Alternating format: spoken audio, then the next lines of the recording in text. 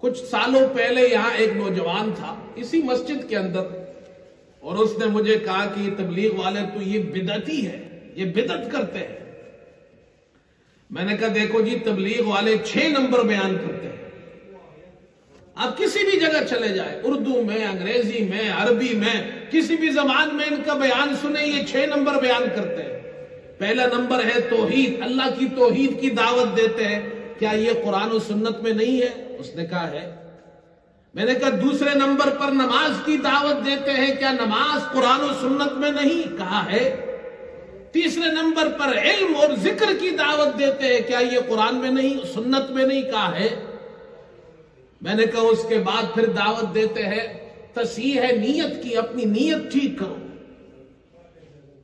اخلاص کی دعوت دیتے، کیا یہ قرآن میں نہیں کہا اور سنت میں نہیں؟ کہا ہے۔ پھر اکرام مسلم کی دعوت دیتے ہیں، وہ بھی قرآن و سنت میں ہے۔ پھر کہتے ہیں دوسروں کو دعوت و تبلیغ کرو، یہ بھی قرآن و سنت میں ہے۔ یہ 6 باتیں قرآن و سنت میں ہیں، آپ بدعت کیسے کہتے ہیں اسے؟ 6 باتیں یوں دعوت دیتے ہیں، یہ 6 باتیں قرآن میں بھی ہیں، یہی 6 باتیں سنت میں بھی ہیں۔ تو خامخواہ میں اعتراض کرتے ہیں کہ جی تبلیغ والے بدعت کرتے ہیں۔ جب اس اعتراض کا جواب دے دیا تو پھر دوسرا اعتراض کرتے ہیں، کہتے ہیں جی تبلیغ والے چلے میں جاتے ہیں، 4 مہینے میں جاتے ہیں، سال میں جاتے ہیں، تو یہ چلہ 40 دن 4 مہینے اور یہ سال کون سی حدیث میں لکھا ہے؟ دیکھو ہمارے جو بیچارے سیدھے سادے لوگ ہوتے ہیں وہ بیچارے ان چکروں میں پھنس جاتے ہیں، کہاں جی تو بہت بڑی بدعت کرتے ہیں، حدیث میں کہیں چلہ نہیں ہے، 4 مہینے نہیں ہے، سال بھی نہیں ہے، 3 دن بھی نہیں ہے۔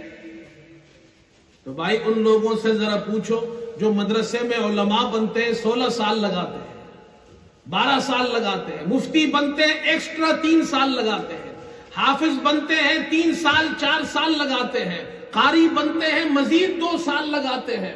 یونیورسٹی آکسفورڈ یونیورسٹی آپ کے قریب ہے، یہاں جو نوجوان پڑھنے آتے ہیں 3 سال کے اندر گریجویشن کرتے ہیں، مزید ماسٹر کرتے ہیں، پھر لگاتے ہیں، پھر پی ایچ ڈی کرتے ہیں 2-3 سال پھر لگاتے ہیں۔ یہ پی ایچ ڈی کے 3 سال کون سے حدیث میں آیا ہے؟ یہ جو گریجویشن کے 3 سال ہے یہ کون سی حدیث میں ہے؟ یہ جو حافظ بچے بنتے ہیں مدرسے میں 3 سال کون سی حدیث میں ہے؟ یہ جو عالم بنتے ہیں 15-16 سال یہ کون سی حدیث میں ہے؟ آپ جو کام کرتے ہیں اس کے لیے تو آپ نہیں کہتے حدیث میں ہے۔ یاد رکھیں یہ سارے جائز کام ہیں، دین کے کام ہیں، حافظ بننا، عالم بننا، قاری مفتی بننا، لیکن اس کے لیے کورسز بنائے گئے ہیں۔ کورسز 2 سال کے بھی ہوتے ہیں، 3 سال کے بھی ہوتے ہیں، 8 سال کے بھی ہوتے ہیں۔ یہاں ہمارے مدارس میں 6 سال کے اندر عالم بنتے ہیں۔ تبلیغ والوں نے بھی کورس بنایا ہے، چلے کا کورس بنایا، 4 مہینے کا کورس بنایا، سال کا کورس بنایا، جس طرح باقی مدرسوں میں یونیورسٹیز میں کورسز ہوتے ہیں، یہ مختصر شارٹ کورسز ہیں۔ جب آپ نے یہ جواب دے دیا تو خاموش تو پھر بھی نہیں رہنا، اس لیے کہ تبلیغ والوں کی مخالفت کرنی ہے تو خاموش کیسے رہیں گے جی؟ پھر اگلا اعتراض کریں گے آپ پر، ٹھیک ہے جی آپ چلے میں جاتے ہیں، 4 مہینے میں جاتے ہیں، لیکن جی تبلیغ والے فضائل اعمال کی کتاب پڑھتے ہیں، یہ کتاب اس میں ضعیف حدیثیں ہیں، اس میں ضعیف روایات ہیں۔ تو مجھے ایک آدمی نے کہا، میں نے کہا بھائی مولانا زکریا رحمت اللہ علیہ، شیخ الحدیث حضرت مولانا زکریا رحمت اللہ علیہ نے فضائل اعمال میں جو حدیثیں جمع کی ہے اپنی جیب سے تو نہیں نکلی ہے، وہاں سے انہوں نے اپنے آپ سے تو نہیں لکھی، حدیث کی دیگر کتابوں سے وہ حدیث اپنی کتاب میں نقل کی ہے۔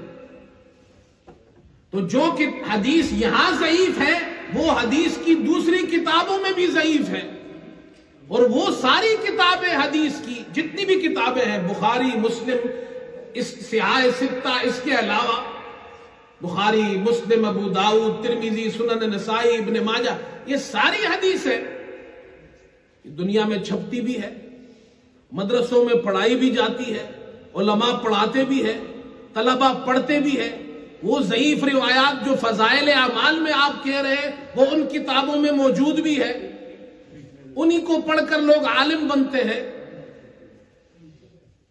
جب فضائل اعمال میں ضعیف حدیث اگر بدعت ہے تو پھر وہ جو کتابوں میں حدیثیں ہیں اس کا کیا کریں گے آپ؟ وہ تو آپ پڑھتے بھی ہیں، پڑھاتے بھی ہیں، مدرسوں میں بھی ہے۔